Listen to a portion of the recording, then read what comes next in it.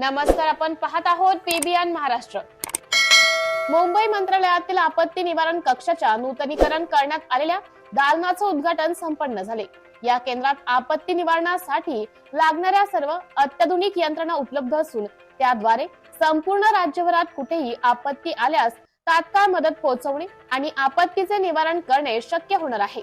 या उद्घाटन प्रसंगी मुख्यमंत्री देवेंद्र फडणवीस, उपमुख्यमंत्री अजित पवार, जलसंपदा मंत्री गिरीश महाजन, अर्थ राज्य मंत्री ॲडव्होकेट आशिष जयस्वाल आणि राज्याच्या मुख्य सचिव सुजाता सौनिक आदी यावेळी उपस्थित होते।